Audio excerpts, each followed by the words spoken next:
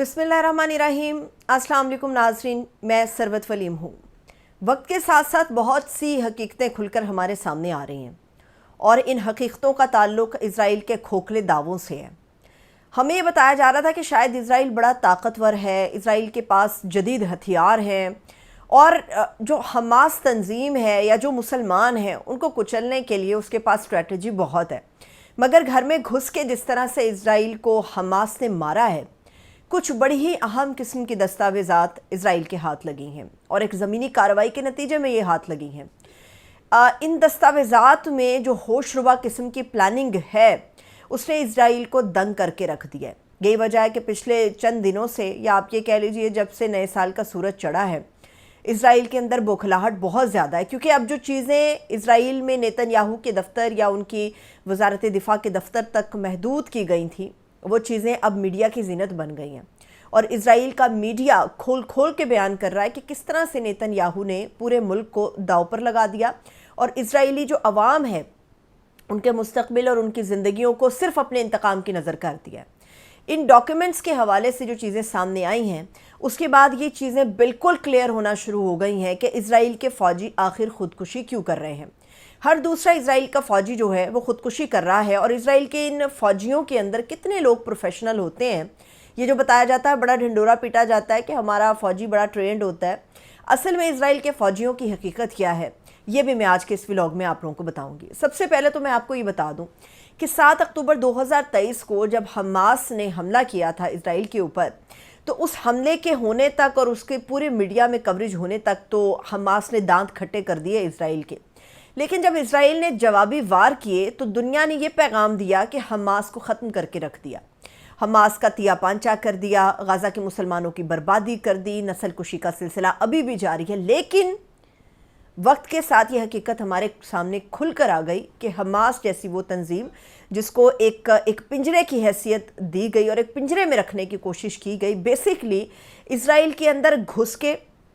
उसके देहातों के अंदर घुस के एक पूरी इंटेलिजेंस मालूमात जो हैं उनको हासिल किया गया और इज़राइल के बारे में इन मालूमात को फ़राहम करने में इज़राइल के अंदर के लोग मौजूद थे, चाहे वो मकामी सियासतदान आप कह लीजिए, चाहे वो आप मकामी लोग कह लीजिए, वो जिस भी नौइयत के लोग थे उन्होंने किसी न किसी तरह जानते हुए या ना जानते हुए बहुत सारी मालूमात जो हैं हमास के इन जंगजुओं को फ़राहम की।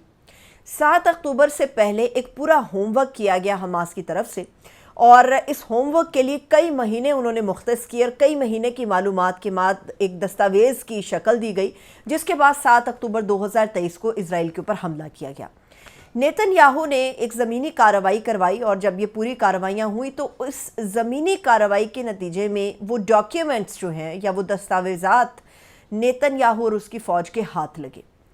जब दफ्तर के अंदर एक राज की तरह इन दस्तावेज़ात को पढ़ा गया और देखा गया तो हैरान रह गए, दंग रह गई अकल नेतन्याहू और इज़राइली दिफा की कि ये किस तरह से मुमकिन है कि इतनी करीबी मालूमात हमास के जंगजुओं को मिल जाए। इन चीज़ों को फ़िलहाल रोका गया, मगर मीडिया की पहुंच हर उस जगह पर हो गई जहां पर नेतन्याहू नहीं चाहता था, जहां पर इज़राइल की फ़ौज नहीं चाहती थी। जब मीडिया के हाथ अब ये दस्तावेज़ात लगी हैं तो ये चीज़ें होशरुबा तरीके से सामने आई हैं और उनको पोर्ट्रे किया गया और बताया गया है कि इसके अंदर एक पूरी प्लानिंग थी। अब नेतन्याहू को ना सिर्फ मुज़ाहमत का सामना दीगर मुल्कों से है, दीगर अफवाज से है, दीगर मुसल्लह जंगजुओं ग्रुपों से है, बल्कि अब इज़राइल और नेतन्याहू का असल मुकाबला इज़राइली अवाम से है। इज़राइल का एक कानून है कि वहाँ के हर जवान को 2 साल के लिए फ़ौज के अंदर लाजमी तौर पे शामिल होना होता है। ये इज़राइल के अंदर एक कानून है और ये कानून अब भी राइज है। इज़राइल की आवाम जो बहुत ज़्यादा तिलमिला रही है उसकी सबसे बड़ी वजह यह है कि उनके जो जवान बच्चे हैं या उनकी जो जवान औलादें हैं उनको 2 साल के लिए, चाहें या ना चाहें, उनको कानून को मद्देनज़र रखते हुए अपने बच्चे को 2 साल के लिए इज़राइली फ़ौज का हिस्सा बनाना पड़ता है। जो तो प्रोफेशनल फ़ौजी हैं वो शायद इस दबाव को बर्दाश्त कर जाते हैं, लेकिन जो दीगर दूसरे लोग हैं या दूसरे फ़ौजी हैं वो इसको बर्दाश्त करने की अहलियत नहीं रखते। اسرائیل کے اندر جو ہے وہ فرسٹریشن اتنی زیادہ فوج میں بڑھ گئی ہے کہ اس کی وجہ سے خودکشی کا ایک رجحان دیکھنے میں آ رہا ہے۔ اسرائیل کے فوجی ان کو لگتا ہے کہ یہ جنگ اب کبھی ختم نہیں ہوگی، اور وہ یہ سمجھ بیٹھے ہیں اور ان کو اب یہ اندازہ ہونے لگا ہے کہ جو پالیسیز نیتن یاہو کی ہیں یا جو ان کے تحفظ کے راگ الاپتا ہے نیتن یاہو، وہ سب جھوٹ کا ہے، جھوٹ پہ مبنی ہے، پروپیگنڈا ہے۔ اسرائیل کے فوجیوں نے اپنی جانیں لینے کا خود ہی فیصلہ کیا ہے۔ 2023 کے اندر جو اسرائیلی فوجی جنہوں نے اپنی جانیں خود لیں ان کی تعداد 17 تھی، لیکن 2024 کے سال میں جب بہت زیادہ جنگ پھیلتی رہی ہے اور بہت زیادہ محاذوں کے اوپر اسرائیلی فوجیوں کا استعمال کیا گیا ہے، نیتن یاہو اپنے انتقام کی نظر کر رہا تھا، تو اس دوران سال 2024 کے اندر اسرائیلی فوجیوں میں 21 ایسے جوان تھے جنہوں نے اپنی جان لے لی، اور ان کا یہ خیال ہے کہ نیتن یاہو کے ملک میں رہنے یا نیتن یاہو کی پالیسیز کے تحت اپنی زندگی گزارنے سے بہتر ہے کہ ہم اپنی جان خود لے لیں۔ 807 ایسے فوجی ہیں جو اب تک ہلاک ہوئے غزہ آپریشن کے دوران، اور یہ وہ فگر ہے 807 کا جو سرکاری طور پہ بیان کیا گیا ہے، لیکن غیر سرکاری طور پہ نمبر اس سے کہیں زیادہ ہے۔ کل جمعرات کے روز ٹیلی گرام پہ ایک پوسٹ آیا ہے، اور اس پوسٹ کے آنے کے بعد اسرائیل کے اندر بے چینی اور تشویش کہیں زیادہ بڑھ گئی ہے۔ جمعرات کو ٹیلی گرام پہ جو پوسٹ آیا، اس کے اندر غزہ میں جو اسلامی جہاد گروپ کے ترجمان ہیں انہوں نے اپنا ایک ویڈیو پیغام دیا، اور اس کے اندر انہوں نے یہ بیان کیا کہ جو یرغمالی اس وقت مسلح گروپ کے پاس موجود ہیں، یا آپ اسے القدس بریگیڈ کہہ سکتے ہیں، اس اسلامی جہاد گروپ کو القدس بریگیڈ کا نام بھی دیا جاتا ہے۔ القدس بریگیڈ کے جو ترجمان ہیں انہوں نے جمعرات کو جو ٹیلی گرام پہ پوسٹ کیا وہ بڑا تشویشناک تھا۔ وہ تشویشناک اس لیے نہیں کہ اس میں انہوں نے غزہ کے مسلمانوں کی حالت زار کو بیان کیا، وہ تشویشناک اس لیے اسرائیلی عوام کے لیے ہے کیونکہ اس میں بتایا گیا کہ جو یرغمالی ان کے پاس موجود ہیں وہ اس حد تک فرسٹریٹڈ ہو چکے ہیں کہ وہ چاہتے ہیں کہ اب وہ قید کی بجائے اپنی جان لے لیں، اور اس جان لینے کے پیچھے بھی نیتن یاہو کے عمل کو بیان کیا جا رہا ہے۔ جمعرات کو ایک فوجی نے اپنی جان لینے کی کوشش کی، اور یہ فوجی قید میں ہے القدس بریگیڈ کے، اس کے علاوہ دیگر اور بھی فوجی ان کی قید میں موجود ہیں، لیکن یہ بتایا گیا ہے کہ جو طبی ٹیمیں تھیں انہوں نے اس نوجوان کی جان بچا لی، مگر اب یہ نوجوان کس حالت میں ہے، اس کی ذہنی